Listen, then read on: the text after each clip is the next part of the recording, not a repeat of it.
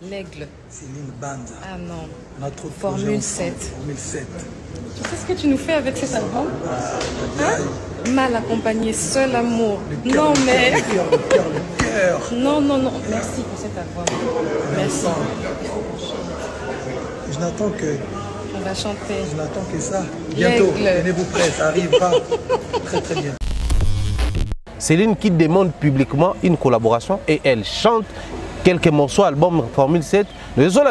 C'est un album à Yokaka. Qui c'est à Yokaka pour que harmonie abina ngona Prince Balume. Bon, il y a John, so babina banzemba famille ba de la reine Yokaka mi bali. Famille Prince. Bibi. Donc on sous-entend que Prince a Yokaka Formule 7 à temps plein dans moi Sinaï.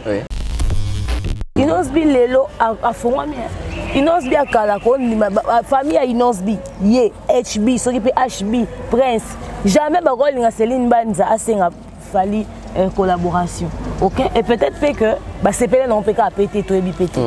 Pour à cela qui ont bazarité. Peut-être qu'après va essayer mais ko senga collaboration de ni yozana Inosbi. Au sali collaboration na Inosbi to kesinga fali. Peut-être que ba sepele na ngote. Ngana monaki l'Institut français Céline Banza, mais elle faisait des vidéos avec Fali.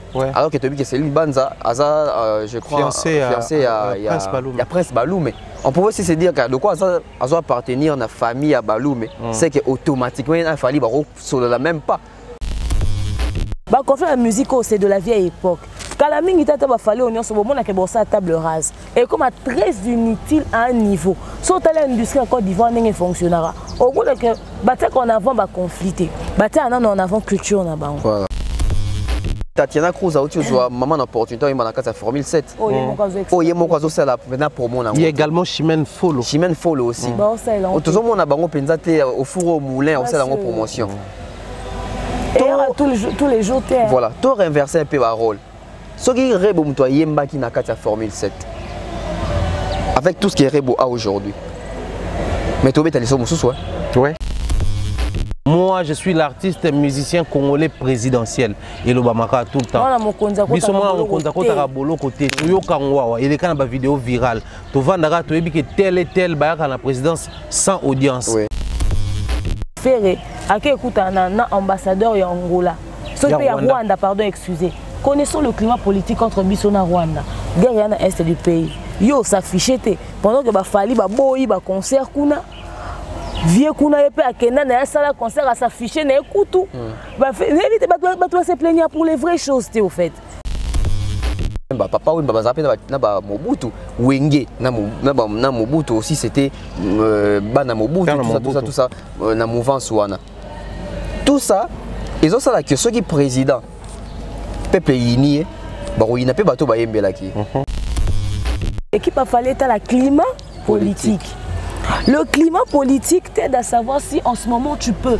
En fait, moi je pense pas que le problème c'est vraiment s'afficher avec les présidents. C'est la connotation que vous donnez quand vous vous affichez au fait. Calamité tout le monde qui a fallu photo na président Bimi, c'est tous les artistes maintenant qui ont envoyé ba poulain na bomba bisapi ba photo na bomba kana ba président. Pour quelle fin? Aux hommes que population comprend que donc ba photo Burkina Faso on pour l'acceptation de Yozaki na président. L'isonio que no beta c'était pas na occasion ni. On a facilité pour convaincre les fanatiques que nous devons voter, nous devons voter. Tony était que la population comme manipulée par fanatisme au bazar envers eux, bah que voter la mauvaise personne. La crainte c'est ça au fait.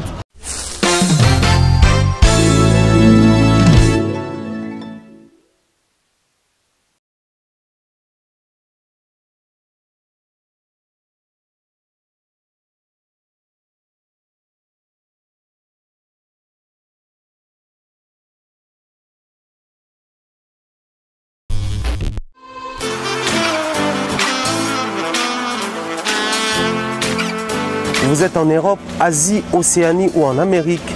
Voilà, aujourd'hui, c'est très facile d'envoyer de l'argent en Afrique. Tap Send. Tap Send, les moyens les plus faciles pour faire vos transferts en Afrique. Et surtout, en République démocratique du Congo et la République du Congo.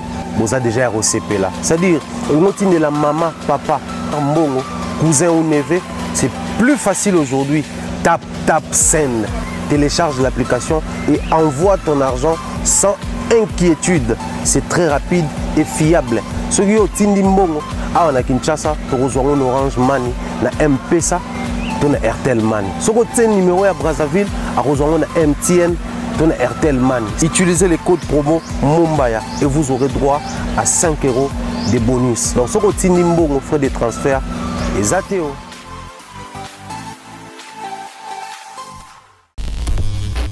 Voilà, c'est déjà les récidivistes, les multirécidivistes chez vous. Bonjour, bienvenue pour la bande de Koba, directement l'émission. Nous avons un épisode d'émission pour faire la suite de cette émission, mais aussi cette fois-là pour approfondir un peu différemment, aborder différemment par rapport à ce sujet au Tozanango, vous savez, Panabiso, toujours tenir à ce que rationalité et même un peu révision dans le secteur rébellé en ce qui concerne la culture de manière générale, mais aussi particulièrement la musique Nabiso pour maman les canébélés ils allaient vendu té maman les canébélés ils allaient bon négligé oh bah négliger ma bête bah saboter peu malamonté donc faut tout ça ma ramener sur la balance pour permettre Nabiso maman bête yebi sabatoke et ça malamo mingité to longolango mais maman malamo to yebi sabatoke to za fier na bateau basali yango et bateau batika les bakoyi ko emboîter les pas sur ces plateaux encore et toujours quand on dit les récidivistes on voit comme ça les deux multi-récidivistes tonton Beverly également Dems Demer Nyang donc salutations à Bandeko tout il y a d'abord la biso en Afrique en télévision bota la biso na demeure officielle to na bev officiel bo baké boza lopango moko banda ko ka ndeza différentes porte côté livanda na mba motala wana ko se déranger te so pour se retrouver na porte musu ko tatala mais pour ce qui est de notre projet très bientôt là, tu présenter Bino et les projets et les logos, mais nous insistons sur les faire part au tour de la bateau. Inbox surtout la famille bateau, bazarana biso déjà. On ne veut pas brisquer ou forcer le contact à Sika. Donc, Monique, pour toi, soutenir les projets, c'est une très bonne chose. Aux anabiso et ça la bien. Un grand merci également à notre jeune frère, l'artiste La Joie, qui vient de nous faire ce petit cadeau. Donc, biso bateau, tout à pays étranger, sauter visite. Bateau bien comme un étranger, un cadeau. Les petits frères, j'espère tous illustrés, imaginés, il n'a que 17 ans. Ça la conception depuis l'âge de 14 ans. Et les parents comprennent qu'ils ont l'Académie des Beaux-Arts, ils sont comme déjà la 5e des humanités. Donc bientôt là, aussi ce cycle, ils ont un diplôme et par continuer à l'Académie des Beaux-Arts. Nous avons présenté à Kawen, marché à Rébélé, nous avons présenté, mais cette fois-là, il y a un qui 17 ans.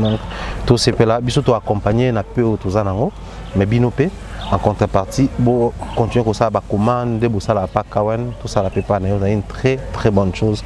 Mais sinon, un grand merci à notre jeune frère. C'est un cadeau. En tout cas, Bengi Biso, tous les travaux pratiques, tout ça, les photos nayo. Et après, côté Biso, tu vois je salue d'ailleurs comme ça. Monsieur Mola qui ici, Bazol Zola, Noro Bazol, depuis ABA, Académie des Beaux-Arts, Bisiko Wapoza, Olaxabana, Moussa Kitoko. Également, nous pensons à notre aîné, le professeur Henri Kalama, directeur général, le meilleur directeur général à l'institution universitaire, tout y a Congo, selon moi, en termes de gestion, en termes de rénover l'espace, en termes de mise en valeur et encadrement. Lui, vraiment, il a atteint ce niveau bisso, de près ou de loin, photo Béténéma beaucoup. Dems, bonjour et bienvenue. Bonjour Thierry Mombaya, bonjour Bev officiel, bonjour Demeure officiel, bonjour Nabino Nyonso, félicitations à jeune homme Moyo, Babio va soutenir Yango, Babino Beka Bemisa Bavia Batou. Vous allez me sortir, vous allez loin, vous souffrez Yango. Vous allez sortir Yango. Parce que l'on va me sortir l'ora boye. Vous savez ce qu'on va commander, vous avez une opportunité à se retrouver youtubeur terre va vers le roi Bisso, vous savez en honte. Oui, mais le rappelez moi la mot on a interviewé dans la vie. Qu'est-ce que tu vas faire si tu grandis? Oh, je vais bien prendre mes études au sérieux pour ne pas devenir youtubeur et poser des questions aux petits enfants. D'abord, j'ai une opportunité avant d'attendre ma fille à Batoura Bisso. So, il était quand même recruté. Alors, le bébé bien, à la speech. Tu vas recruter pour voir comme assistant à l'audience. Et qui est là. D'abord, il faut un tous a besoin de battre. Ah ouais. Donc voilà. Sinon, ça va? Oh, ça semble aller, Dieu fait grâce. Après, tu vas être belle surprise. Vous avez grippé, tout ça là. Vous avez besoin de prière, moi, ma casse. Vous avez besoin de prière, moi, ma casse. 40 millions, on va payer le gouvernement, on va payer le remplir. Vraiment. On va payer le fali dans le projet, on va payer l'autre. C'est un anniversaire dans le caisse. C'est pas vrai. Donc, il faut tous avoir un traitement approprié, c'est un beau pitois bien. Donc voilà, tout est raté. L'animal a besoin d'afficher. Tonton Bev, bonjour et bienvenue. Bonjour Thierry Momboya, bonjour Demer. Bonjour Bonjour Sobolanda Bisso. N'a ça quelque chose par rapport à Portrait Nazomona. Moi quand je vois comme ça, bon, nous avons moins regret. On a ça une académie. On gagne la communication. Bah bien carat. Mais après tant que dans la communication, j'ai vu qu'on peut aussi que bon, les acteurs sur route, c'est désorienté. Mais moi talent pèse là. Mais quand je vois comme ça, ils ont œuvre qu'on féliciter. Il y a qu'on louer même les personnes qui vivent à l'étranger, à diaspora na biso. C'est aussi pour encourager aussi la jeunesse. Pour encourager la jeunesse, il faut routine d'attendre sous western, il faut routine d'attendre sous copexa. Quand la musique, il y a mon qualité, il y a profiter au baby ça non. Il faut aussi qu'on songe bien à l'eau, avancer à bouer. Bande comme ça, na poto sûrement peut dans la famille awa. Tam sous cadeau anniversaire ou contacter pe tam sous jeune frère na biso oyo. C'est là tam sous ndekonanga maman nanga moi photo moro yo c'est quoi. Non, encore. Non, photo moi. Jamais qu'on le passe la moi sinanga. Jamais. Ah, c'est la Melkani. Mais moi cité. Moi cité. C'est la Melkani. Bon, c'est la moi sinanga on a osé. Futur intérieur. Donc il y a un tas bon. Intérieur. Acharné Melek. Mais sinon ça va, la santé ça va. Tu peux mettre bateau aux ongali sous. Dès demain le bien, bah samedi la première fois sur la prière. Les pays d'Abezo Bandabou, c'est un pinda, bah prière ils allaient belé. Bah soutien. Si on peut les soutenir biso, comme la biso niveau. Oui. Donc tous ces pèlerins beaucoup marrant, très intelligent, beau ça l'émission bien en tout cas, mais et ça paie bien qui est tonton en tout cas. Na yo kibino, na yo kitiri, na yo ki de mer boso do belada pour expliquer so da bezani. To hésiter, te expliquer no da bezani. Et puis so ipé. Nini ku musika, dabiango. Dabiango. Donc il faut aider dabango. Voilà. Donc et senga ba soutien, finance etc. Turbo yate en tout cas parce que toi on est na pour ça nango. Très bien, Turbo yate sans plus tarder. Tokendana sujet na biso d'entrée de jeu, j'aimerais comme ça inviter bandeko tout la musique. J'aime bien voir les jeunes qui continuent de foncer dans la musique. Ndeko tout baza jeunes, de soutenir les jeunes artistes peintres na biso, à ça la peinture, l'Académie des Beaux-Arts, to soutenir les musiciens tout baza dans la jeunesse. Notre monde a Mukaji international et bimi avec Rebo Chulo, honorable Rebo Chulo. Autonomie Mukaji international. Ouais. Ceux qui nous ont dit maman na bango, représenterait pas Samarino honorable Rebo Chulo. Donc il peut déjà comment une certaine honorabilité. Et puis voilà, Rebo aujourd'hui très aimé, na bas jeune. Tout le monde a quitté le Bénin, d'ailleurs, Babilamba, monsieur Bimaroma, Rebo Chulo. Donc ça prouve à suffisance qu'il a réussi quand même à s'insérer dans la société congolaise. Mais je ne sais pas si vous avez eu le temps de faire la clip naïe, la nouvelle chanson. Oui, 2008. Je vais féliciter Rebo Chulo pour le courage.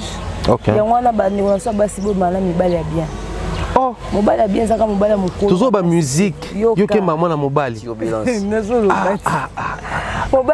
Non ça bon qui misela ce que bato no vérifier est-ce que ben va bien, toi ça bien t'es pour combien de conditionner mobile bien. Té ben va bien. Ah d'accord ça. Kutane na mwasi malamu té. Et bah c'est malamu bazoya té. Et on peut ça ka vanda nano. OK. Biso monto so ça recherche raison. Alors, il faut que mobile bien parce que mobile bien ça a acheté et après un bon côté et après conseil à zo très bien pour évoluer dans locaux ça là. Reboisa qui n'est on a banda comme on voit vraiment une évolution très remarquable dans la carrière on est en train de voir le clip toujours landango une très bonne qualité, innovation za makasi surtout que réalisateur na bango Achille Baloum. Achille voilà. C'est encore lui. C'est toujours lui. Donc Azo Sapé Moussa est très bien. À Poussara Natal, à Baninga Basali Natal, Baninga Basali a reproduit le mot par qualité. Et ça très bien. Tout le monde a besoin de réalisation, bon, le roi King Chris. Surtout King Chris, c'est bon. Réalisateur peut amager pour gospel, peut basser avec la qualité. C'est-à-dire qu'on a besoin de vraiment apporter l'industrie puis la production. Beaucoup on a une innovation, la qualité, on sent que c'est puisé vraiment. Tu vois, il y a extrêmement mystique, bonnet, maman, il y a qui mettent total les clips. Rien à voir. On sent qu'il y a quelque chose. Félicitations à Rebo Chulo, va de l'avant. Continue ton travail, mais Rebo Chulo, il y a Royemba, en fait. C'est bon, Rebo Kanga. Mais quand on a Royemba, il ma capacité comparée à Seben. Ce qui peut public à Rebo, on a en avant, on a moyen de payer mon paix. à côté en avant, c'est très bien. C'est vrai qu'elle n'est pas trop rumba, mais quand même, elle est R&B pekenda, on peut la musique na biso et simba on peut fallait ça les cost. Et les autres on peut zoper ça, inosbi pe style na pe zoper ça, gaz na pe zoper ça. On a besoin de la place de la femme dans la musique ezonga. Rebo fait partie des femmes autoloba. Surtout bito longo la ba maman soit mi colo numéro 1 à ba jeunesse à ba génération, il y a Sindité, il y a Rebo. OK. Il y a Rebo, il y a Sindité. Il y a Rebo. Surtout longo ba Barbara Kanam na ba série na bango eza Rebo. Après surtout le bito na luka peut-être okuta ba rinka mo musika. To okuta ta ba Vani Morgan mo musika ba ça ba carrière solo. Ouais. Ton looké peut-être ça calme, mais même si ton looké ma casse, mais ton situé quand même quelque part. Bah si baza penza mingité ou bazo pesa Anita Moirabou, on sait pas ce qu'elle devient, mais quand même elle est là aussi parmi les femmes, on pourra la citer vite fait. Donc bah si baza na bon, mais bah si bossa moussa ma casse, Rebo elle est seule. Rebo na coûté la concurrence té. Jour Rebo en concurrence, bon monde on maximiser sous effort. On s'arranda moi na pas bien na on penga moko. Et puis to lingi pe lobinde ba nomina ba Inosbi na ba Gez. Des bazons nominés par Fali Poupa. Tout le monde appelle lobby dans la musique féminine. Nominé par Rebosa, nominé Tiwa Savage par exemple. Pour y aller dans le contexte sur le niveau là. Ce qu'on a essayé mon côté. Ce qu'on nominé dans style ouvert. Mais Rumba a se perdre déjà place nango et aux amours tristes. Mais sinon très bon boulot en tout cas, ça va. Bev. La réponse des mères m'a donné une idée. Il y a qu'à orienter un peu différemment. Question aujourd'hui, on doit le dire clairement, Rebo a sa carrière professionnelle ou carrière solo si vous voulez. Inosbi également a sa carrière. Mais tant que à l'obel bisoke, bandeko basi yango wana pe beaucoup na mibala bien. En fait là on fait allusion à l'implication à mobile et puis la vision à moi, c'est-à-dire moi c'est un musicien a sa carrière solo, a avancé pe a volé pe. Pourquoi pas peut-être aller kapenga si vous voulez. Parce qu'à un certain niveau en termes de notoriété, maman Bila comment la notoriété na période mon collègue Papa Taboulay tout à fait. Papa Taboulay n'est pas un mot mukesima maman Bila comment pena la star la coqueluche à période moko au point qu'il y a tikala qui penza na ba ana la musique na biso. Mais après on a comme l'impression que des mondes d'abattre sur terrain comme ici au coma le la Rebo sa banzembo le quoi baimba pena Inosbi c'était pas moi c'est un bal c'était deux artistes à part entière ne baimba qui les gens veulent maintenant à ce que les griffes bakoma penza temple ba fanatique à Rebo nde bakena na Inosbi na ba millions de vues nde bakena na Inosbi na ba stream bakoma ko sala ngo également pour Rebo. Est-ce une bonne manière il y a réfléchir ba fana Inosbi toi ko porter peu danger plus tard peut-être comment que ba comme conditionner musique à Rebo comme le quoi Inosbi. Bon avec beaucoup de recul oui, il faut aussi faire attention. Parce que Fanaza Moutou a sentiment. Fanaza Moutou Oyo, déjà il faut se le dire des vérités. Fanaza a objectivité. Fanaza Moutou a même mamaka. Parce que fan, même dans la objectivité, au monde qui est un artiste n'est tout à foutre, mais hey, au niveau de l'artiste n'est à foutre, qui est bien. Donc il faut faire très attention à ma fan. Mais aussi, Fanaza les clients rois, Fanaza client. Parce qu'il y a des moutons à consommer, il y a des moutons à sombre, il y a des moutons à concert. Ceux qui ont consommé, il y a concert, il y a un studio Pessili. Déjà, appréciation d'Angaï par rapport à clip Otomoni à Rebo, clip Kitoko, Nzemoune est toujours égale à elle-même. Et moi je pense même Babaki, si même les côtés un peu plus professionnels, il y a clip. Parce que tu as un clip au Sandy qui est au Matisse niveau. Et on a HB, déjà dans PC félicitations. Et puis on a donc ce clip Moussou sur Roya, va viser Pelicolo. Très bien. Et ça été au monde des clips à l'icolo, comme ah, Denis Bakiti Boy. Au moins tout ça qui reproche n'a fallu après ça biso trilogie, tant on a SL, au moins il y a réaction. Ah, mais Denis on m'a biso boy tour au sali boy. Donc on a géré autant clip Moussou sur Roya, et ça peut que à battre même clip à Salaki. Et ça la paie bien. Dans un côté à fanatique. Ba fanatique oui certes ba fanatique ba mais c'est un Rebo. Il y a identité au Rebo après ça bon. Et Rebo après ça bon identité qui est Rebo, à ça la musique net il y a Chala Moana net il y a Mbiliabel. Rebo après ça bon musique il y a 2.0. Baza il y a Kilelo. So tali même temps au Rebo ça ba show nae. So moni majorité ba fan ba ya kana et ça majorité ba âge to génération en Rebo. Au moins on a été une jeune fille, to jeune femme, bon, journée de la femme. Au moins, tu es une femme, il y a âge, maman, il y a 35 ans, il concert à Rebo. Limite, tu as moi 30 ans, en tout cas, il y a 20 ans, mais 35, 40, ils ont pas sur mon année, concert à Rebo, tout ça, tout ça. Au moins, ils ont de 17 ans à 25 ans. Grand max. Voilà, au maximum. Et aussi, dès que tu as rumba, moi j'aimerais faire voir Rebo tam sous le mot tam sous yemo tam sous à comprendre par rapport même il y a titre il y a ndemune mukaji international. Tout ça il y a maman international, maman international accueilli. Donc tu comme il y a mukaji international. Donc c'est maintenant à elle de pérenniser maintenant l'œuvre et la musique côté bassi na Congo. OK. Cindy Azali, mais on ne va pas compter sur Cindy parce que Cindy Azali a 4 quartiers là. Rebo Azali a 4 même pas il y a orchestre ou un groupe d'accompagnement. Azali a carrière naïe. Et moi je salue ici la vision, la bonne volonté, la bonne foi et l'accompagnement. Il y a Inosbi dans la carrière et Rebo. Parce que Inosbi pouvait se dire, moi c'est un grand qui est un exposé à kaka. Donc quoi botelinga moi na akoma pena maman a parlé.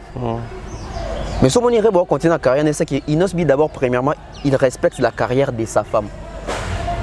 Azan estime nango, azo considéré yango. Aibi que talent za a trop kasango boyete. Et Inos tellement c'est un garçon aussi ouvert. Je pense que j'ose croire que Inosbi à l'andarapé d'actualité de la musique qui est aux États-Unis wana. Aibi ndeni couple à Jay-Z na Beyoncé et Bota Fruit.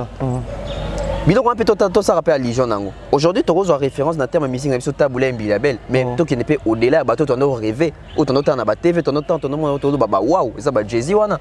Sûrement Inos bipé de quoi a yebi moins millions anglophone, et comment est-ce que ça marche. Donc si Inos ils ont réussi pour naïe et que Rebo tout le monde ils ont réussi ça peut faire en sorte que tu que au sens qu'au cours d'une même année tu as un album et Rebo, un album il y a Inosbi, tu es même en confrontation. Tandis que peut-être dans son monde album il y a Rebo s'appelle album à cette fitting Inosté. Ouais. Parce que moi dans un monde qu'il faut saisir opportunité il y a pas remettre Rebo en cause mais à côté il ça Rebo et là il y a quoi ça là ba tout ni dans nango et là ba capacité ni dans ici quand il ko memaye comment est-ce que tu bénéficier d'elle to limiter ka Rebo te que ah attends moi mon c'est ça li bien clip en bien ah bouger bien té to là c'est que makamboza nango na moi massa bateau de ba Hollanda yo o bazo croire na yo tu peux encore aller au-delà biso atoko ka yemi la est-ce que tu vas dans Nigeria. Mais comment est-ce qu'on a perçu que Yemi a dit qu'on cite les femmes en Afrique dans la musique Yemi a dit Moazali, Dipanda Morazali, Tiwa Morazali.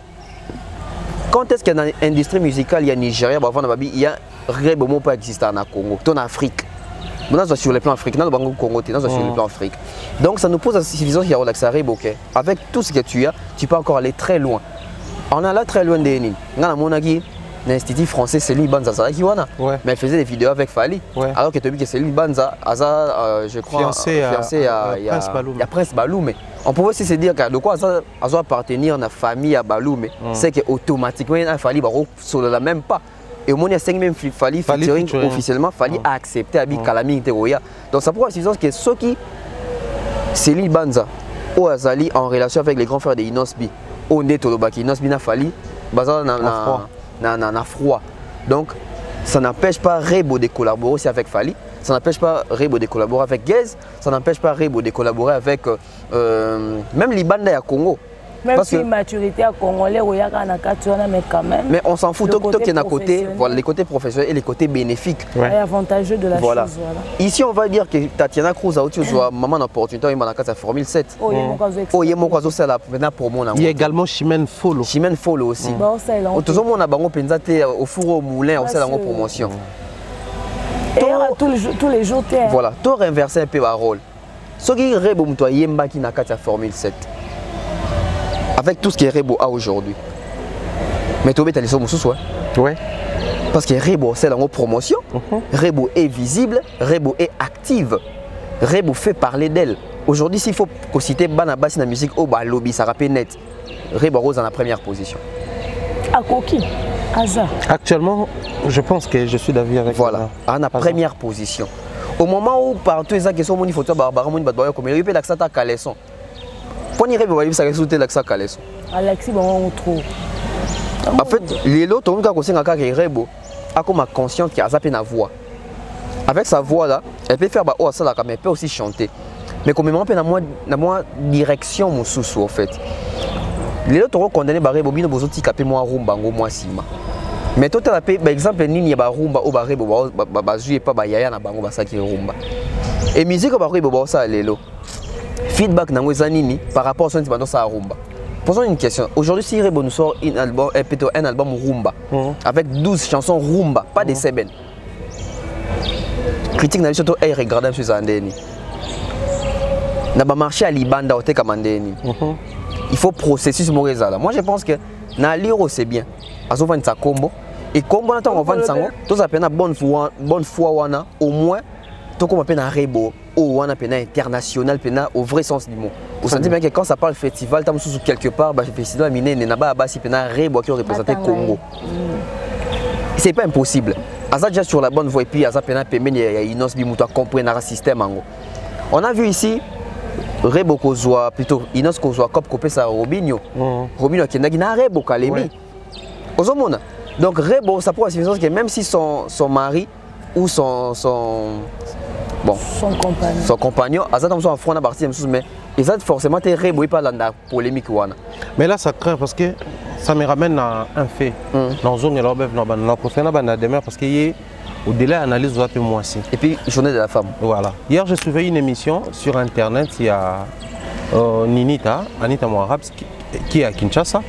Elle est passée sur un plateau chez My Big Bro, comment il s'appelle, l'homme à la barbe blanche.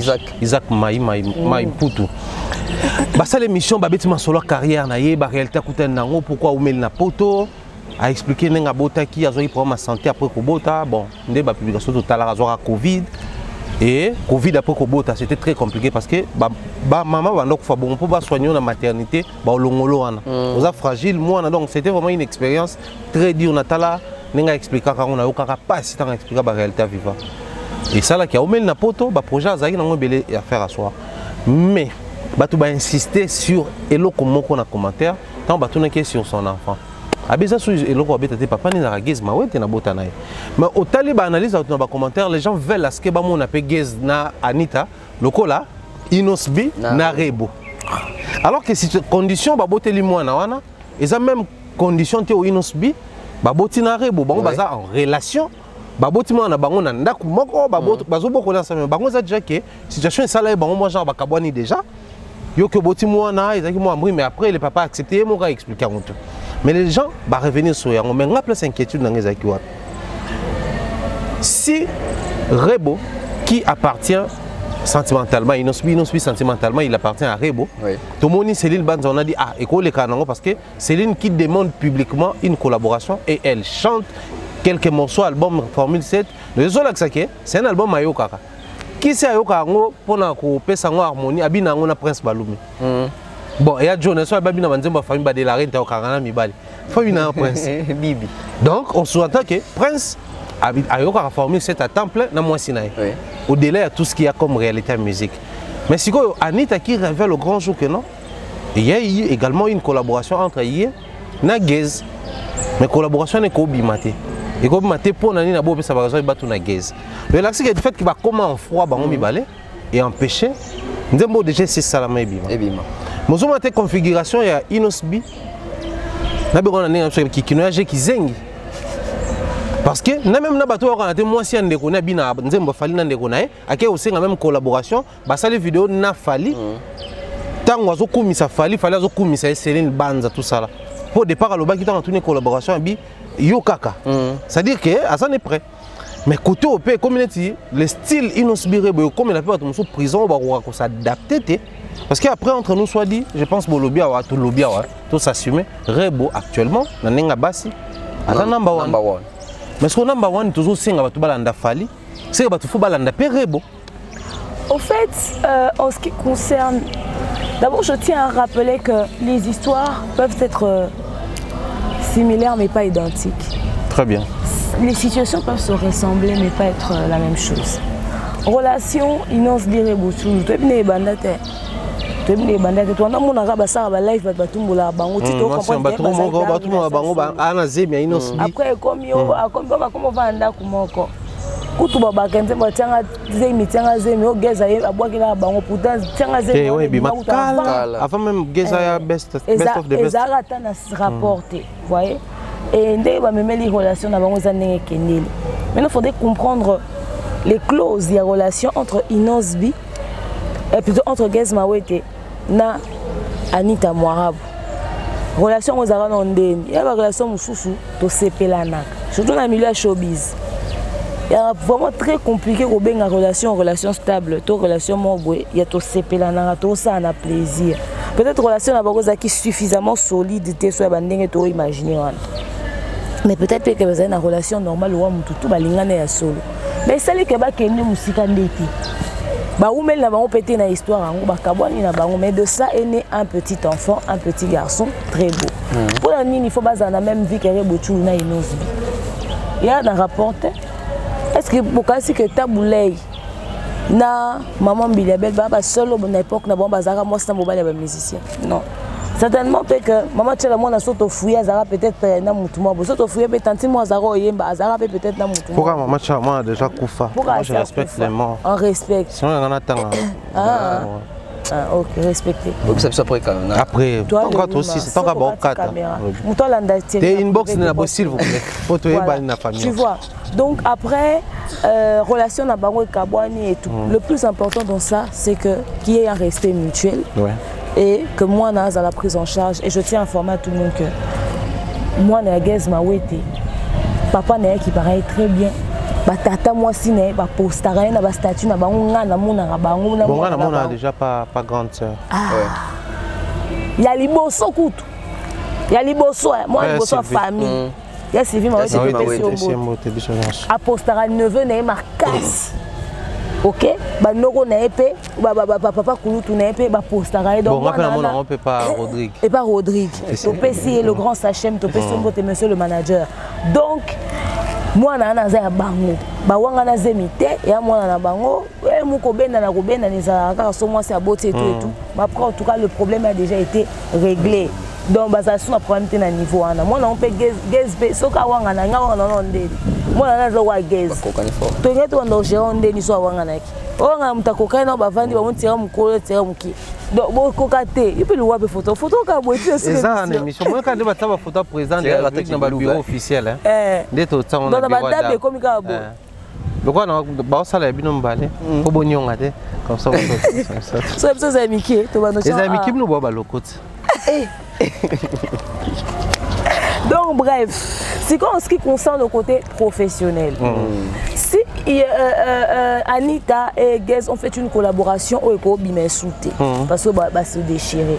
Anita habite tout dans Gez. Pas tout dans Gez, il y a un Ekobime Souté. Bon, après relation amoureuse sur style et dépendant d'année aussi, c'est moi. So bo kabona na ndenga mabe et que bon, pas besoin de continuer de rester amis. Ma relation to kabwa to tika la ami. Même si moi na kati ils a rebellé ba relation belé c'est pas ça maman so boswani papa so maman songa na za boy bolo bani ngamo so baliba so na no linga no te oh ngoko papa so no bela gravement malade na ki hôtel maman so passe mon téléphone et c'est le bala ngo banini bobo so la après plus de 25 ans yo tout na passé le téléphone ka facilement bon ngo soane nini wa femme mariée. Oh non je vais na te au parleur. Oh bon rétablissement que Dieu te guérisse papa so comme moi ta voix change ne sais yoka prière ninga osala on comprend donc so ba bisa ba onze muté c'est pour des raisons blocage partout c'est juste pour dire que bah quand tu as l'intérêt quand il y a moi peut-être professionnellement Gez ne se sent plus à l'aise il y a partager le mot professionnel na Anita Anita Rosane collaboration na Inosbi Gez a vouloir était la carrière professionnelle soit linga sala ba maman moi na moi n'était au devoir y l'autre. Baboti moi c'est tout. À moins que va espérer aux années longues sous plus tard. À Osana Inosbi, à Osana na Ferré, à Osana n'importe qui si elle veut faire sa carrière. Elle n'est pas obligée. Mais ce qu'on disait moi Gez peut avoir des raisons valables au Osala qui est bimaté. Mais est-il que ceux qui peuvent bimi et c'est un bas clipant est-ce que en mesure qu'on se supporter pour couper sur une même pièce. C'est toutes ces questions là qu'il faudrait se poser. Alors on dit maman n'est rien na tinda romo mais toi besoin sur la tête. Na bengi au moni numéro n'a passé moi na téléphone. Toi comment on loba? Allô papa, c'est moi. Ça va papa Gez? Ouais, c'est quoi bien papa mon papa. bana ba musicien neti mona epika benga papa na epomba moi Dadju benga Dadju Di papa ya wa Dadju moi gesa benga Agara binana boyika c'est vrai alors Agara comment ça va peut-être va comme un niveau bongo oui bana ya lelo ça bango bongo moi ancienne époque voilà OK donc il faudrait déjà pas un climat pour se partager ba biloko wana nyonso ba doit comparer peut-être climat aux autres kana ba famille ba Inosbi Inosbi lelo afongwami Inosbi akala ko ni famille ya Inosbi ye HB soki pe HB Prince jamais ba ko linga Céline Banza asenga fali collaboration OK et peut-être que ba sepele non peka pété to ebi pété pour à cela qui ont bazaki té peut-être qu'après ba essayer mais ko senga collaboration de ni yo sana Inosbi au sein de collaboration na Inosbi to kesinga fali peut-être que ba sepele na ngote ou peut-être que ba sepele na ngolelo comme on a que Inosbi a bien déjà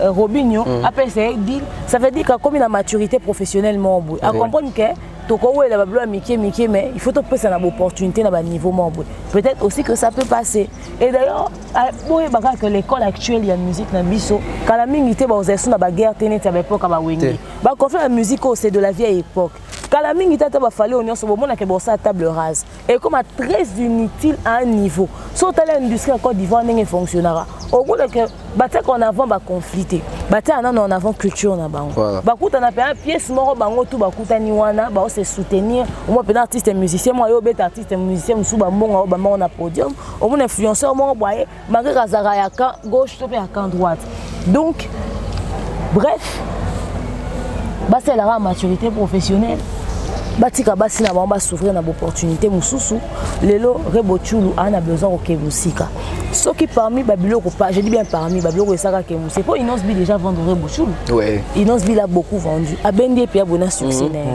et lobby pe surtout capé que appelé ko les gars Inosbi à l'équipe et puis voilà elle fait son succès donc ceux parmi babilo ko peut même sous musique et collaboration a fallu pourquoi pas Céline Banza biso tobete soit Céline Banza ba comment ba commentaire combien de personnes a été parce que style la musique on est style ba tunyo sauter ba tebe baza ba ta ba wenge ba ta ba chacho ba ta ba bo mais est-ce que la vie Céline Banza mais Céline Banza taka aza ambassadrice de UNICEF c'est UNICEF les autres temps ba qui elle est et musique ya Céline Banza ya na milieu mo botala ngo ba mindele ba koye belé ka pour na concert ba tala e ba biki langa o mano ba yo kata ayemba na kingwandi bon ba linga blo ba musique mo bongo taka ne ba tonde be na wenza bikeko tokutana na bona wenza bikeko na ba yebi même pas même ba lo ko saka lo mo purement africain ba yo tala tu vois donc Céline Banza va peut cette opportunité peut-être à s'ouvrir peu na ndenge mususu une collaboration avec Fali pour revendre et na public ou état la réalité on a ba fiaza na nyangwa yembi na Fali bo et là le bosso ça non a fiancé ande kwa Inosbi a fallait mina mu fiancé ande kwa Inosbi voilà pour la biso za wana pour biso za culture na biso ndenge za vendu niveau nini okende lobi tango okema na mindele ni wana ta Fali comme des camarades Macron tant que madame Indé bon découvrir que à ça qui collaboration pe mususu lisusu na à ça musique et ouvrir un mélange ya style na mélange ya tokos peut-être ya Fali to ya rumba ya Fali et on vendre un peu d'une autre manière les autres ont ta collaboration quand y a nzembo sida et Cindy le cœur de là bah oui na ça fit na Fali to eba nzembo sida il y a pas même fit c'est ça parce que c'est sida qui a fit il doit boye il boye na Fali a succès na bandi carrière solo donc voilà tu vas tirer plus en avant, avantage ils ont caché derrière échange, il y a culture, échange, il y a voix, échange, il y a pour que le souci n'a pas de l'industrie musicale est en avant. Ah ben tu lobby na Macron que fallait lobby na Macron ni au musique na biso boyebo. Bah c'est 40 millions. Tout ça il a payé 40 millions en fait. Quand qu'on s'ouvrir na ba collaboration, qu'on s'ouvrir na ba bleu wana nyonso. L'industrie musicale il fallait quoi ba conflit donc voilà. Les conflits dans le milieu de la musique, je pense qu'il y a annoncé comme troisième partie de l'émission Nabiso. Les femmes aujourd'hui peuvent faire ce que les hommes n'ont pas su ou pu faire. Je m'explique. Tovani Atomoni, Mutuloko, Elon, Abimsi Clip Nae, à refaire extrait à chaque artiste au Baou Salapé, évolution arabe, puis voir dans le secteur. On a joué extrêmement fier de bio à l'Atiloko Aye, Nengazaki Koto Azui, il y a 6P95 à l'Atiloko Aye, Koto Azui Mosti à l'Atiloko Aye, donc déguisement d'artiste na bango pour rendre bango hommage. Est-ce que vous avez si peu de temps que nous avons fait ça, il y a une troisième émission. Juste après ça. Ne ratez pas. Ne ratez surtout pas. Succession. En tout cas, on ne lâchera pas l'affaire. jusqu'à ce que tu ressentes que sur le terrain, il y a un grand changement. Tu promettais un peu une émission sur la musique gospel. Voilà, je pense que vous allez départager, diviser en grandes parties pour permettre à Bissot tous à la très à l'aise dans ce sujet-là. Mais tonton Bev, revenons sur nos mots et tons tel que promis dans le début de l'émission. Moi, je suis l'artiste musicien congolais présidentiel. Et le Bamaka tout le temps. Biso moi on konza kota kabolo côté. Yo kangwa il est quand même vidéo virale. Tu vas ndaka tu que tel et tel ba la présidence sans audience. Audience sur soleil té. Oh et ba sengara pour na kota na ba bureau. Tu vas ndaka tu que tel ou tel président sur la propagande tonini abendaka faire abende héritier ba ke mon na moi né Théodoro. Kuna na Guinée. To va naka to ebike vient na biso akenda kuta na master na George Weah. To mona kango. To mona de affaire na ambassadeur ya Rwanda. To akuta yo to la récent. Photo ala kutu et chokana ko PTP. On va loba na PT. Alors par rapport à tout ça, tous ces détails là. J'aimerais aujourd'hui poser deux questions directes sur ça là émission na biso alelo. OK. Est-ce bénéfique chaque fois ces gens-là s'affichent avec les politiques, il y a au rang politique, dynastique. Je dirais relation entre artistes na politique. Politique il y a au rang surtout. Politique à au rang et ça relation moko je dirais ingrate. Ah bon? Oui. Vous remarquez c'est la partie politique n'est pas bénéficiaire. Le plus. Ok. Parti, il y a des artistes qui vont rendre victimes.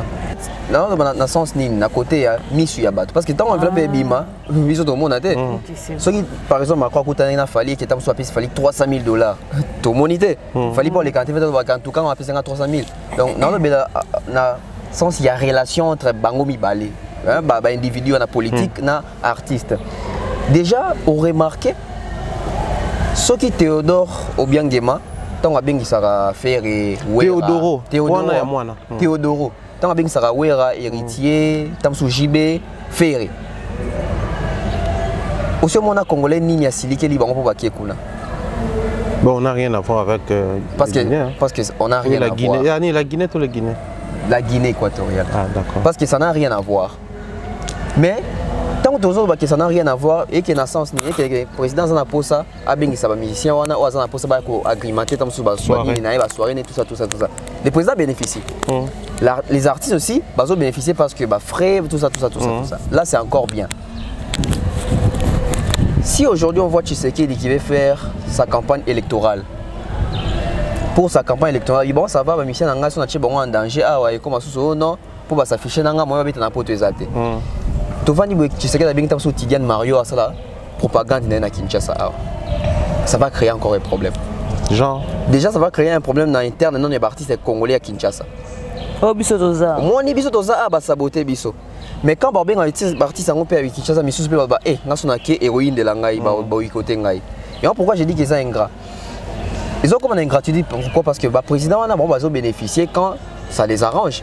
Mais quand les artistes ont des problèmes politique et la charabango. On a vu ça avec le phénomène, il y a le président Kabila pour la propagande, je crois, en 2010, sur la élection, Tshisekedi, les pères na Kabila. La majorité, il y a combien de connotation que Bino Boyembela Kabila, il y a au moins bêta à Ouezate. Mais qu'est-ce que Kabila ou Bato Bazaki et Lina mandat à Kabila, Basala pour les musiciens, on a besoin de poto. Mon côté, une gratuité comment? Tant que vous avez besoin de servir Bino. Peuple et élire bino parce que vraiment pas leader d'opinion.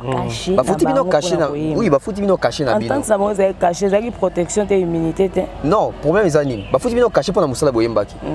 Mais demain le quoi ça avis contraire c'est là dans zone. Na lobby na ka vite fait. Non yaka on pas sa vie contraire. OK. Fouti bino caché pour boyemba. Tozu caché to lié. Oui, pour to yembi. Ya mbongo na biso to mérite pour ça muto ki na biso bina studio. Mais tu as été pour président de la mbongo pour tu parce que tu as poto ba concert à connaître l'Arabie bien. So ba concert à connaître kangami qu'est-ce que ba bato to yembela ki o pesa biso caché ba o sala siko pour na biso musana biso ndenge baby boy. Aujourd'hui ici qu'il comme na ingratitude. Aujourd'hui on voit ba politicien ba au rang na ba artiste na biso. Pour Fiolomi de George Weah, nga camarade ba président nga ba Yamba Kanga tout ça. Tant que c'est réclamé, c'est parce qu'il y a une relation. Aujourd'hui, ça va que le quoi ça notoriété moi au président Yambi ezo ça les honneur. Il y a bénéficié penango. Ah nga pena ba chef d'état ba yamba nga tout ça. On voit et puis ça va bangoté et ben même pour une époque même papa ou ba zapé na ba Mobutu Wenge na Mobutu aussi c'était bana Mobutu tout ça na mouvance wana. Tout ça ils ont ça là que ceux qui président peuple uni ba ko ina pe bato ba yembela ki. Bato ba yembela ki bango bazomona ka ke oui ba pesa nga caché nanga. Mais quelque part ils ont quitté ça pe crédibilité na bango, notoriété na bango. On a vu ça aussi avec ma camarade, il y a concert et héritier. Tantôt, on a tapé même l'ISO. Héritier, c'est donné ça qui est ton daté parce que déjà en termes politiques, héritier, il est plus du côté IDPS. Et sur le clivage politique de mon IDPS Bazali, en guerre, il y a la mouka, je dirais les camps Fayoulou. Ceux qui battent Balingana Bango Fayoulou, Bango pour Bango Fayoulou, tu gagné l'élection. Bino bozu ba Gilles Mounier pour ça propagande stade dans bino. Mouton n'a pas l'ingane héritier. Mais le quoi ça n'est attachement na Fayoulou na. Aoya ba comme héritier souté. Parce que héritier abimisi appartenance politique na.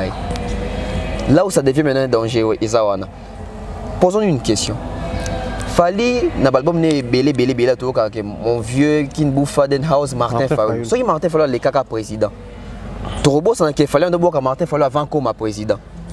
Le problème c'est qu'on a une compréhension de la population. On oublie que tant que l'artiste n'est pas président, tant que banda va finir dans le local. Tout à fait. Et ça, la question comme président, on lui appelle un bateau moussou, on a bateau banda en état moussou na passe. Toi me pose la question aujourd'hui peut-être au monde Tshisekedi na héritier de tout le monde en lelo. Mais tout le monde na matanga il y a Tshisekedi les pères, héritier à la table même et là-bas il y a nini, je crois il y a IDPS. Fachina comme président. Mais tant que président, tout le monde a un rapprochement. Tout le monde qui est avant pour faire comme président. Donc moi je pense qu'aujourd'hui, tous les mêmes responsables, même il y a à comprendre que forcément, la relation union se bande quelque part. Mais seulement, ceux qui m'ont conduit, comme assumer la fonction moroboué, l'artiste c'est la plupart des choses. Il y a un moment où l'artiste tout comment soit à politique. C'est aussi pour masquer ces côtés-là, pour relation avec le président. Dans une grave, c'est des douanes pour comprendre que nous sommes politiciens. Tu es banni naïe tant qu'il y a ça qu'on connaît beaucoup, nous sommes artistes dans la musique. Donc ce qui est bien, c'est pour nous choc. Malheureusement, comment pour nous choc sur le monde artiste na président de la République. Voilà pourquoi tu as fallu le bas. Naïe depuis beaucoup de bananes, président mon côté à Mboka. Est-ce que ça a un propre gré pénal? Il fallait pour aller pour ça que tu as bango. Tout le bizarre officiel. Peut-être officieusement peut-être officiellement peut-être officiellement il y a quoi afficher pendant la coûte de la président. Genre audience voilà. On voit ça ici. Pourquoi quand fallait pour pas être invité par la première dame il y a Côte d'Ivoire. Pourquoi ça ne dérange pas les Congolais? Même il y a Cameroun. Pourquoi ça ne dérange pas la diaspora congolaise? Mais là, il une photo à Falina, Maman Denise, et créer problème. Dans le sommet, il fallait qu'il y ait Maman Denise à Zalaka. Quand il y a une photo à Bami Baleti, pour que parmi les Congolais, peut-être que il fallait éviter. Ah, si on a une photo de la mère, et comme un problème. Alors que il fallait que Madame Ouattara. Je ne sais pas vidéo un peu comment viralité comme ça, Bazaki place moi au fallait azoyemba première dame avandi bona première dame sosoyemba d'ailleurs quoi mon avis et puis moi ça c'est qu'à moi à caper la présence simiko aimber la dance love vraiment c'est quoi au moins et bima viral te poani parce que tant que mon a bangoté pour sensibilité voilà le quoi ça qui musique là bato belé babika ya sommer kaka mais ça que bango mi balé et il créé sous ce problème aussi voir et déranger mais oui que vieux RAIMBA pour la élection ya Congo Brazzaville. Denis Sassou, c'est ça non? On dit à Kendara soutenir la peur de l'élection, c'est ça non? Brazzaville là voilà. Pourquoi? Parce que les Brazzaville n'abisso toi on connaît un peu. Peut-être pas pour toi avec Mboka par rapport au climat politique. Oui, climat politique. Yo, on connaît pas un problème moyen voilà. Climat politique et aussi toi Mboka et aussi Braza na œil regardant pe na biso awa Braza to bi ke Braza ba artiste belete ba grand honnête biso ande to na ba jibe to na ba wera to na ba kofi to na ba fere sûrement ba tala déjà biso nan donc ba yebi kofi wana ba bi elo nini kofi azo peser ce qu'il représente en Afrique ozomona bilan se fait comme par rapport à la représentativité Toi, un artiste est belé, on a quand même Robin le bac, il y a sa coutana maman Olive, etc. Tout ça, même les solos qui ont un soda, Robin a bêta d'aller solo, point ni choka bateau belé. Ça dépend peut-être de les autres pays dans Boka. Ça dépend de les autres succès dans notoriété na yoana. Alors, il y a d'autres qui ce sont les mêmes personnes maintenant qui bino artistes besoin d'utiliser une notoriété d'habitude pour défendre biso. Quand les artistes maintenant s'impliquent et comme ils sont sous problème. Alors c'est que ton nom quand ils arrivent encore faux fouillant tout battre na simawana. Tout linga na biso peut-être que artistes vont ba lober la biso. Le problème avec Alors demain, je viens avec toi directement. Merci Bev. Aujourd'hui, Bev a une relation moko ingrate. Mais beaucoup plus de gens disent que déjà les musiciens, tout ça là, on est victime dans cette relation-là. Bossa Fichana, Bango, Kito, ya Kabila, suspension à poto. Bossa la boya, bin boza na peuple, vous ne cherchez que les côtés bénéfiques que vous avez pour la famille, vous ne tenez pas compte de la population. Mais na ko remonter na émission mo ya vieux. Na éviter ça na ko retrouver on na retrouver ngo. Na éviter ça na pas avec ça comme ça avec ça peut ko extra vidéo. Place moko boya loba. Mais bino on faut avoir éducateur à masse. Alors clairement, un artiste musicien n'est pas obligé d'être éducateur à masse. Ça peut être leader d'opinion pour Ebani, mais ça obligé de soit un éducateur à masse. Donc on a comme l'impression Batouba ko sa image et certains artistes va sa image ko na ba haut gradé to bato ba la politique ba na ba rang et l'écolo et ça plus profitable pour na ba individus qu'ils sont et non pour la population ba plus rapproché na bango. Je m'explique. L'artiste musicien et le peuple ou la population parlent le même langage du peuple. Mais les politiciens ont le langage politique, le peuple a le langage du peuple et comme il y a des langages différents. Alors que le coup a facilité au coup d'un cercle privé, est-ce que comme un bénéfique au délai privé, comme un peu bénéfique pour faire entendre peut-être la raison? Bien qu'officiellement ça n'a pas monté. Les répercussions na makambo yo ya ba rencontre na bango ezani. La peur c'est l'influence qu'ils ont. Quand on a par exemple un président comme Fachi Béton, ton Chinarambo na biso à l'époque wa Zakia. Webi climat, il y en a dans l'émission l'équipe na bani, équipe a fallu être la climat politique. Le climat politique t'aide à savoir si en ce moment tu peux. En fait, moi je pense pas que le problème c'est vraiment s'afficher avec les présidents. C'est la connotation que vous donnez quand vous vous affichez au fait. Tout le monde peut rencontrer le président, même les combattants vont rencontrer le président. Oui. Biso to télémé là, to kutana réunion to sola, no loto c'est plein d'annoté. Et le monde qui combattant au fait. Le problème c'est que baby la baby que ministère biso kutana président kende matolo. À quel intérêt et donc on ramener le problème du peuple. Bah rencontre moi comme modèle même si bon déliré bon t'as vite fait quand même il faut l'intérêt il y a population des opprimés dans échange na bino. C'est que les autres enfin les combattants ou les autres personnes reprochent aux artistes c'est que surtout dans la période électorale peu de décisif net toi année électorale toi année électorale net la minute au boé. Toi, l'année électorale, tu as dit que peut-être le président Fachi Béton a ligne sous deuxième mandat. Pendant que ce temps, tu as fallu le PLM sur ligne sous. C'est qui coule, tu as été sur la zone à l'issous. Tu as été sur papa n'a vu Moïse Katumbi à zone à l'issous. Papa n'a vu sur Yamoun à Mingan à bien présent. Bemba. Papa Bemba en ligne zone à sans compter PLM sous. Caméra. Ton caméra sous ton Thierry pour ligne à postuler. On ne sait jamais. Tu as habité bien qu'il fallait que tu aies Macron. Tu as postulé d'été. Ok, d'accord. Si quand la période décisive à modèle, il y a comme mono, ou a fallu pour pas, ou a faire, ou s'afficher tout. C'est-à-dire, présence dans la période où il y a moka et zo kende élection, et ça des gens de Europe ça penchant et qu'on entraîner foule. C'est-à-dire on a facilité à convaincre. Ba fanatique na yo que muto bo voter, muto bo voter. Tony était que la population comme manipulée par fanatisme au bazar envers eux, bah qu'il faut voter la mauvaise personne. La crainte c'est ça au fait, que le peuple puisse être manipulé, tout ça. Parce que vous êtes très influent.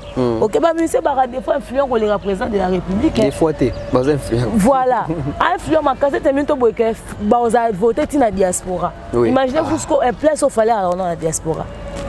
ba warrior afali makasi lisusu bana diaspora o basombaka taka tasomba billet baye concert à stade c'est-à-dire bato wana nyonso ba voter parce que mon fallait peut-être entraîner la président de la République peut-être entraîner la x autre personne influence na yo et permettre que la mauvaise personne a vanda wana nyako monanga Congo Brazzaville et détesta vieux parce que bah moi yo so respecter ko linga musique na ko s'afficher na et ça li que bato ba trop fan pour elle tout linga la musique na moment inconditionnel ça dit alinga ka tera biso tobi clip au SL opso CP na mo ba bité fallait cette clip pas bien parce que biso to loba nini na muta bongo ata bo expliquer comprendre té so to aussi que fallait comme on négliger ba clip. Comme elles sont tenté, on passe dans or que clip peut vendre pas artiste Beyoncé tiki ne ko ça ba clip à candidat Beyoncé ça ka clip à candidat Rihanna ça ka clip à candidat ba Chris Brown on a so ba ça ka ba clip à candidat ba artiste international ba Daju ba ça maile ba Gims ça maile ba clip yo négligé clip quoi ni fali ça maile na clip mais wayo lo ba so to bi mabe so ba to bon facilement so fallait s'afficher na président. Bon, ça facilement manipulable. Bon, ya, n'angamba président. Vous voyez un peu. Nakati ote pardon. Fallait à ça va voter à lèche. Nanani le mois à gagner. À gagner. Parce que oh ya on a parole d'évangile pour na bango. Ya parole d'évangile pour bisoter mais pour na bango. Yango ba boire ba artiste ba s'afficher pe bongo très souvent. OK? Et surtout ceux qui peut pays où on a besoin traverser climat mon XY. Netifere. Ake écoute na ambassadeur ya Angola. Ce pays à Rwanda, pardon, excusez. Connaissons le climat politique entre Bissona et Rwanda. Guerre à l'est du pays. Yo, ça fichete. Pendant que Bafali, Baboyi, concert, Kuna. Vieux Kuna, et puis à Kenya, il y a un salle concert à s'afficher, il y a un couteau. Évitez de se plaindre pour les vraies choses, au fait. Les vrais problèmes, il y a une banalité. Dans la minute, il y a une communauté et en voulant qui n'a fait rigoler. Babalou qui est sur ton comprendre bango parce que le climat actuel pendant que yo kangane photo ça tue là-bas ou tu rouge je ne sais où tu peux pas t'afficher comme ça au calme surtout tout ni faire yo tombe vendre wana vendre pe côte à côte ebiseni surtout tout ni kaka ba soleni. Bon, okay? Peut-être l'occasion déjà les Rwandais ne parlent pas bien français. Ils ont un accent très compliqué. Pour comprendre un Rwandais en français, il faut vraiment être attentif. Baza plus anglophone. L'artiste ne parle pas anglais. Il ne parle pas français, pas bien. Et nous avons anglais des mers. Yo bi baloba français bien. Ngaka c'est na anglais français bien. Te ka rotenga ma on a besoin de communiquer quand ça va vendre na ba solité. OK, vas-y. Yo boninanga iboy papa. Oh. Tu sais moi je n'habite pas ici. Donc certaines choses ils ont échappé. Ils ont dans mettre. OK. Neti boso la population va réagir. On vouloir la population non et la réaction légitime et normale. Mais après nous ne devons pas non plus imposer une discussion à caractère politique à des gens qui se sont rencontrés pour des fins privées. C'est vraiment normal. Mouta CP ne pas coûter na président on a forcément pour des raisons toi on a gagné amour à la biso. Deux fois c'est pour des raisons j'aime ta musique. J'aime ce que tu es. C'est pas parce que quelqu'un est président de la République qui a un musicien préféré n'a été. Non, la musicien préféré, la musique n'est moi qui fera. Basé belé ba kenorbet na concert privé. Présentement boîtier na bateau na yacht, to na avion mo roboyer. Ba avion mo na kinga kati kuna ba loba na restaurant na kati. Par exemple ba ko organiser soirée privé kuna na kati. Ba activité belé ça na ba soirée privée vraiment à huis clos. L'homme sous président a bien ngaki pas linga musique na abi pe que ba politique muso ba free ba politicien mo ba tête ba nini. C'est pour des femmes privées. Ils sont pas venus parler politique, ils sont venus se détendre. Alors ba kutani ba obeta ba maso na bango. Mais seulement ce qu'on veut dire, c'est que si l'occasion se présente où tu peux glisser une situation, saisis l'opportunité. En français, l'occasion fait le larron. Donc, saisissez des opportunités comme ça. Et surtout, le message, c'est pas parce que quand on a photo de président, il ne faut pas adresser le problème au président. Il faut adresser le problème. Na oreille il faut yo kalikambo yo loba et ça t'a coûté na président Ghana en deux celui qui soit en guerre président Ghana ça na guerre na biso nini. C'est ça le problème. Bon, il y a un président. Il fallait au moins lobina Macron. Macron est nani. Vous comprenez ma place à Macron. Donc, la personne appropriée. OK? Mais OK, c'est un président Côte d'Ivoire. Bon, on est sur le africain francophone, le roi Bino, qui colonisé le roi Bino. Biso Penza, oui, qui s'appelle Bunda, Biso Bunda, stade où faut boigner pas ça, mais Makamuna, c'est-à-dire, bon, l'année mon Bino. Or, à Macron.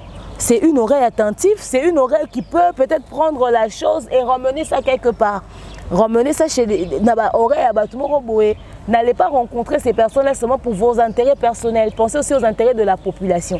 Cette même population, ceux qui ont souffrir et qui sont cédés dans le et là, cette même population, ceux qui à court d'argent et fout à bien concert dans le la production est sous de cette l'entreprise en hôtel arabien, bon, moi, quand bar et fond, mais à combien de biens par jour?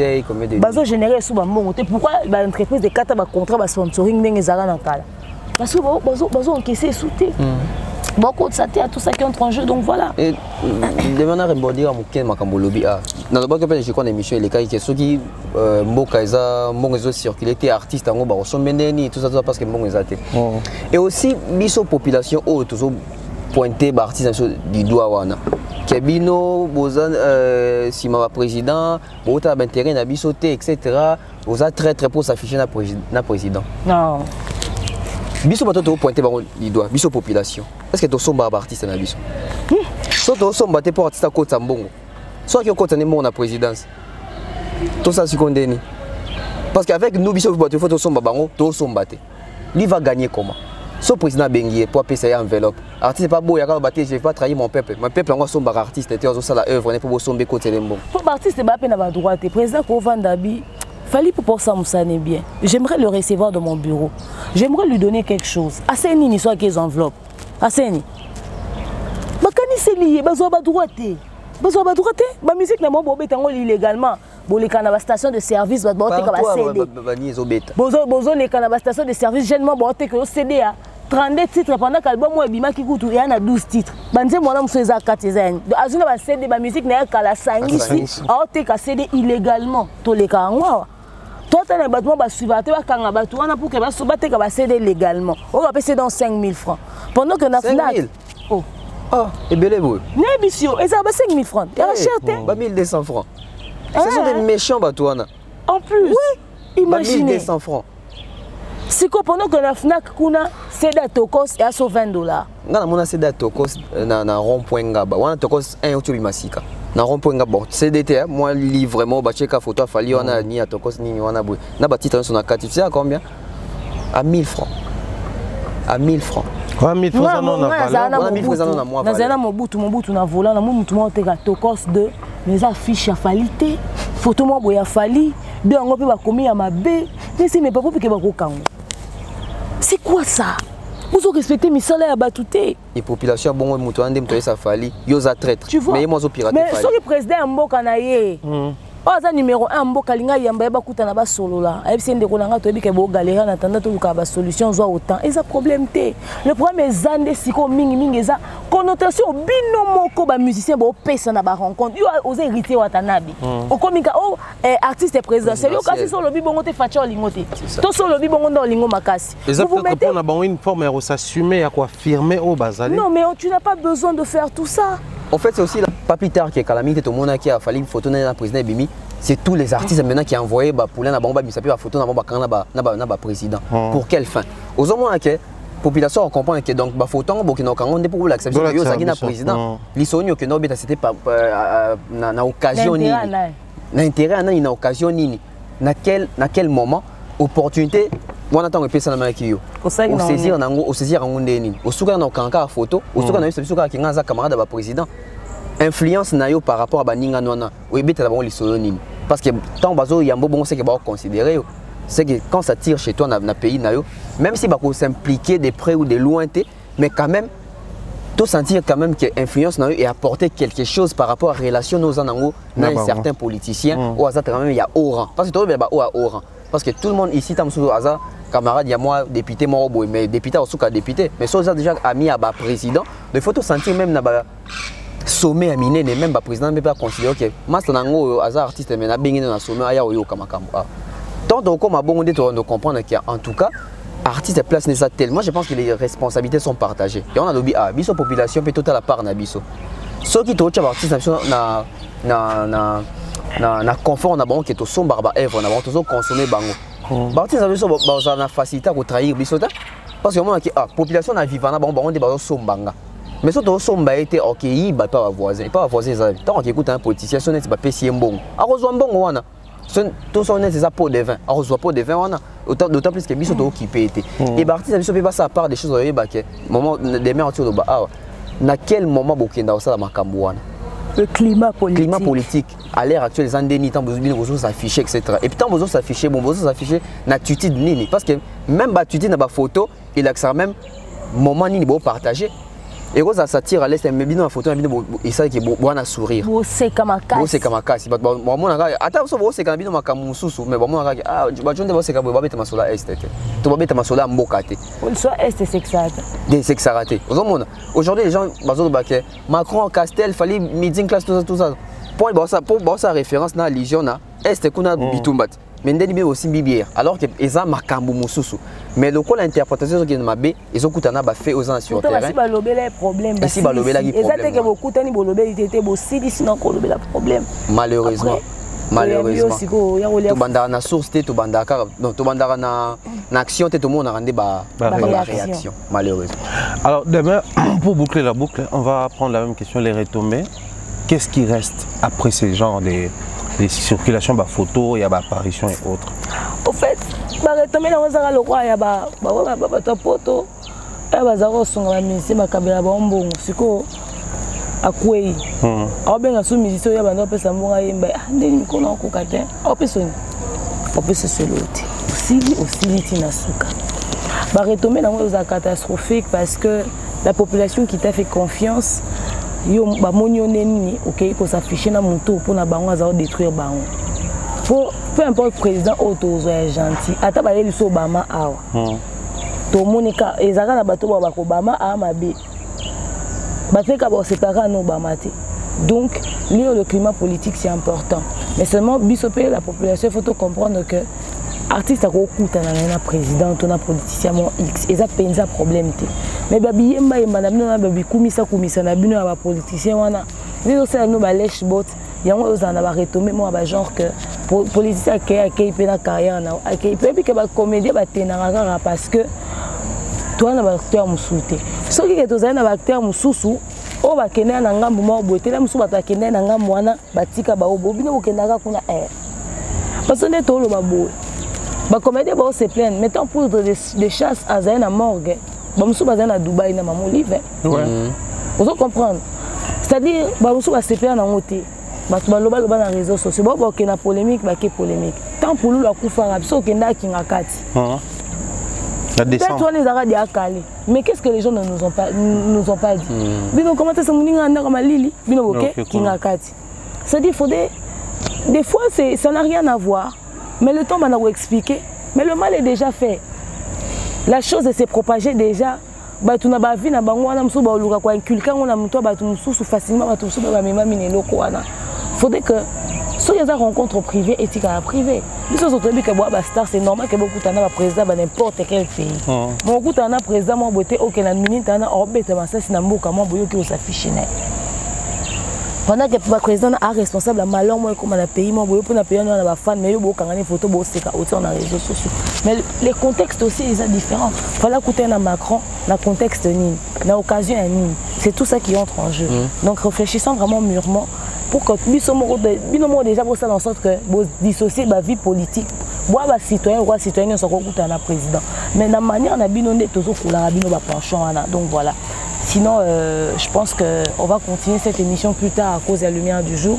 Maintenant, on a Nadine Mayo, maman Maliane, maman Kiss, maman Charlie, famille Libota, des réunions sur Bolina Abisso, Belinda Belville, candidat patronat, Noëlla Madinga, vous êtes belé, Bolanda Abisso.